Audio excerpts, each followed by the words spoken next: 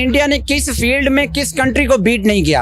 आप IT sector देख लें, आप उसका इंडिया की एक्सपोर्ट्स देख लें, आप उसके साथ साथ इंडिया का जो डेवलपमेंटल मॉडल है, इंडिया का इंफ्रास्ट्रक्चर है, कोई एक आप इंडिया का प्रोजेक्ट। अब वो हमारे से इकॉनमी में, हमारे से इलेक्ट्रॉनिक्स में, हमारे से अपना व्हीकल कंपनीज में, आईटी में, बहुत सारी चीजों में हमसे बहुत आगे जा चुका है। ठीक है, हमें वहां तक पहुंचने में 10 साल नहीं, 20 साल नहीं, बल्कि 30-40 साल लग जाएंगे। ट्रेड सेंटर में बहुत सारा इन्वेस्टर पैसा लगाते हैं, वहाँ पे पेंटागन की आपने बात की, तो इसी तरह वहाँ पे वो एक इकोनॉमिक वो क्या कहते हैं एक्टिविटी जनरेट होगी, वहाँ पे बहुत ज्यादा मिकदार ट्रेडिंग होगी। और सबसे बड़ी बात वहाँ पे डायमंड की ट्रेडिंग होने वाली है। चीजें खत्म होती जा रही हैं। स्टील मिल का बड़ा नाम था, वो हमारी खत्म हो गई। और इवन यहाँ कराची के जो पोर्ट्स हैं वो हमने गिरवी रख दिए जो दूसरे कंट्रीज के लिए। अब ये जो खबर आ रही है कि सूरत में इंडिया में जो दुनिया की सबसे बड़ी ऑफिस बिल्डिंग बनने जा रही है। इंडियन यूथ है और जो इंडियन टैलेंट है वो पूरी दुनिया में इस वक्त जगमगा रहा है। आप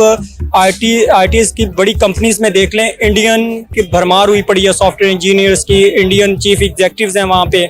सुंदर पिचाई गूगल के सीईओ इंडियन हैं, यूट्यूब के देख लें, फेसबुक के देख लें, तो इंडियन टैलेंट जगमगा रहा है। इट मीन्स के 4 नहीं, 5 नहीं, 6 से 7 गुना महंगी गाड़ी हम ले रहे हैं। ठीक है, अच्छा आपने बोला सुजुकी जा रही है, कोई शक नहीं इसमें कि बड़े बड़े ब्रांड यहाँ से जा रहे हैं। और वहाँ पे दुनिया का सबसे बड़ा अगर व्हीकल के हवाले से बात कीजिए, कौन सा ब्रांड है? अभी आप खुद देख लें, जो टेस्ला है, उसने इंडिया में इन्वेस्टमेंट करने का बोल दिया है।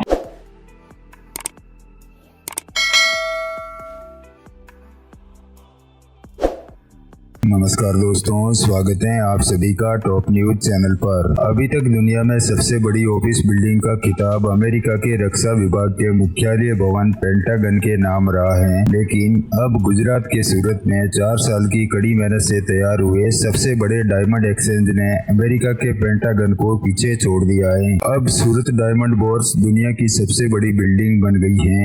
सूरत डायमंड बोर्स का उद्घाटन इस साल नवम्बर में प्रधानमंत्री नरेंद्र मोदी जी द्वारा किया जाएगा। सूरत को दुनिया की रत्न राजधानी के रूप में जाना जाता है। अकेले सूरत में दुनिया के 90% हीरे तरह से जा रहे हैं। सूरत डायमंड बोर्स की पाकिस्तान में भी काफी चर्चा हो रही है। दुनिया के सबसे बड़े ऑफिस की विशेषताएं सुनकर पाकिस्तानियों की आंखें फटी ही रह गई। ये एक 15 मंजिला इमारत 30 एकड़ भूमि में फैली हुई है और इसमें 9 आयताकार बिल्डिंग्स हैं जो सभी एक सेंट्रल स्पाइन से जुड़ी हुई है। इसमें 7.1 मिलियन वर्ग फुट से अधिक फ्लोर स्पेस शामिल है। इस इमारत में 65,000 से अधिक हीरा प्रोफेशनल्स काम कर सकेंगे। इसमें पॉलिशर्स, कटर्स और व्यापारी आदि शामिल होंगे। पेंटागन को पीछे छोड़ने पर पाकिस्तानियों का जलना तो स्वाभाविक है। टॉप न्यूज पर आने के लिए धन्यवाद दोस्तों। वीडियो को पूरा देखिए, लाइक, शेयर और सब्सक्राइब जरूर करें। जय हिंद। को पता होगा कि इंडिया ने दुनिया की सबसे बड़ी बिल्डिंग बना दी है और यूएस की पेंटागन बिल्डिंग को भी पीछे छोड़ दिया है। क्या कहेंगे आप इस पर? देखिए, इंडिया तो अभी सुपर पावर बनने की अपनी कदम बढ़ा रहा है, सुपर पावर बनने की कोशिश कर रहे हैं, क्योंकि उनकी आईटी एक्सपोर्ट्स और उनकी इकोनॉमिक स्टेबिलिटी भी इतनी ज़्यादा है। और हमसे ज़्यादा इंडिया, हमसे 7 गुना बड़ा मुल्क है, 7 गुना बड़ी मईशत है उनकी। तो इसी वजह से वो आगे जा रहे हैं, क्योंकि उनके पास इकोनॉमिक स्टेबिलिटी है। जब आपके पास इकोनॉमिक स्टेबिलिटी आती है तब आपकी कंट्री ये इनिशिएटिव्स लेती है। सबसे पहले हमारी कंट्री में तो पॉलिटिकल स्टेबिलिटी नहीं है, लेकिन इंडिया में देखा जाए तो पॉलिटिकल स्टेबिलिटी इतनी ज्यादा है कि 9 साल से एक ही गवर्नमेंट है, 2014 से वहाँ पे, और 2023 आ चुका है, एक ही गवर्नमेंट है। उनकी पॉलिसीज का एक वो कंटिन्यूस चल रहा है, कंटिन्यूसली वो पॉलिसीज बना रहे हैं और पॉलिसीज का फुकदान नहीं वहाँ पे नजर आ रहा। और यहाँ पे जो पाकिस्तान में देखा जाए तो पाकिस्तान में पॉलिटिकल स्टेबिलिटी नहीं है। पॉलिटिकल स्टेबिलिटी ना होने की वजह से इकोनॉमिक स्टेबिलिटी नहीं है हमारी कंट्रीज में, तो इसी वजह से हम पीछे रह गए। और इंडिया तो अभी हमारी बात ही नहीं कर रहा, वो तो यूएस से कम्पीट करने की बात कर रहा है, तो वो वाकई यूएस से कम्पीट कर रहे हैं। अच्छा, इससे इंडिया की इकोनॉमी को कितना बूस्ट मिलेगा? जाहिर सी बात है, वहाँ पे इन्वेस्टर इन्वेस्ट करेगा और हमारे यहाँ पे पैसा लगाने के लिए कोई रेडी नहीं है। जैसे वर्ल्ड ट्रेड सेंटर में बहुत सारा इन्वेस्टर पैसा लगाते हैं, वहाँ पे पेंटागन की आपने बात की, तो इसी तरह वहाँ पे वो एक इकोनॉमिक वो क्या कहते हैं एक्टिविटी जनरेट होगी, वहाँ पे बहुत ज्यादा मिकदार ट्रेडिंग होगी। और सबसे बड़ी बात वहाँ पे डायमंड की ट्रेडिंग होने वाली है। डायमंड की ट्रेडिंग होने वाली है, तो जाहिर सी बात है इकोनॉमिक एक्टिविटी बहुत बड़ी जनरेट होने वाली है वहाँ पे, क्योंकि वो इतनी बड़ी बिल्डिंग बना दी गई हुई है, तो फिर वो वाकई वहाँ पे रेवेन्यू जनरेट करेगी, उनकी गवर्नमेंट के लिए बड़ा अच्छा, उनके लोगों के लिए अच्छा, जॉब जनरेशन बहुत ज्यादा होगी, तो इस वजह से ये डेफिनेटली 21वीं सदी चल रही है और 21वीं सदी में वही मुल्क तरक्की करेगा जिसमें टैलेंट होगा, जिनकी में टेक्नोलॉजी होगी। तो हमारे मुल्क में तो ये मुझे तो दोनों चीजें नजर नहीं आ रही। जी। हमारी अभी बात की जाए तो हम आईटी इंडस्ट्री में इंडिया का देखा जाए तो 160 बिलियन डॉलर्स की उनकी सिर्फ आईटी एक्सपोर्ट्स हैं। किसी भी कंट्री से कंपैरिजन कर सकते और किसी भी सिटी से इंडिया की किसी भी सिटी से कंपेरिजन नहीं करता, क्योंकि मैंने सब सारे ब्लॉग्स जो भी मैं देखता हूँ, अब जाहिर सी बात है इंसान को जो है वो सोशल मीडिया से बहुत कुछ पता लगता है, ठीक है।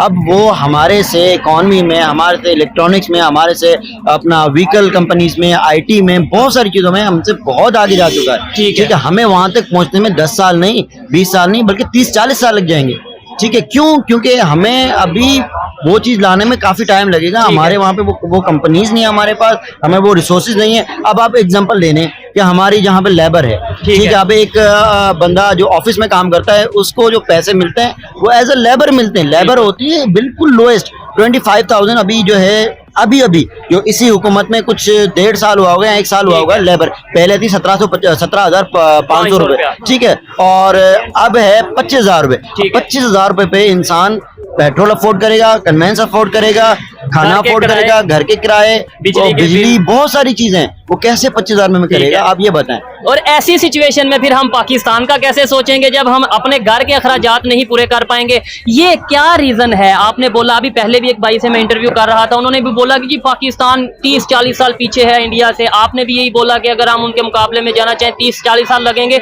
आप ये सोचें वो 30-40 साल में मजीद कितना आगे चले जाएंगे जैसे वो डेवलपमेंट की तरफ जा रहे हैं। और फिर दूसरे नंबर पे कोई भी दुनिया की मल्टीनेशनल कंपनी या कोई भी बड़ी कंपनी, ब्रांड होगा, वो किसी कंट्री में या किसी कंट्री के सिटी में तभी इन्वेस्टमेंट करेगा जब वहां पे सिचुएशन बेहतर होगी। बिल्कुल, मैं अब इसी बात पे ये कहना चाह रहा हूँ। मैं कंपनियों का नाम नहीं ले रहा, हमारे पास व्हीकल कंपनीज हैं, 3 व्हीकल कंपनीज हैं जो हमारे पास 1960s से जो है ना हमें गाड़ियां दे रही। अब उन्होंने, तीनों कंपनियों ने अपना ब्रांड बंद कर दिया है। वजह क्या है? इकोनॉमी, ठीक है। जिनमें एक सुजुकी आ जाती है, एक टोयोटा आ जाती है, ठीक है। उसके अलावा हमारे पास बीच में चंगान ने गाड़ियां दी थी, न्यू कंपनी थी, बल्कि चलो वो तो पुरानी कंपनी, न्यू कंपनी जिसने इन्वेस्टमेंट की थी, चंगान हो गई, तो प्यूजोट हो गई, इसी बहुत सारी कंपनी है, उन्होंने अपने प्लांट बंद कर दिए। वजह क्या है? इकोनॉमी। अब आप एग्जांपल ले लें कि जो ऑल्टो गाड़ी है हमारे पास, ठीक है, वो हमारे पास चल रही है एक जनरेशन पीछे चल रही है, ठीक है, और उसकी जो वर्थ है जो वहां पर है, जो उससे एक जनरेशन आगे है, वो वहां पर है 4.5 लाख रुपए की।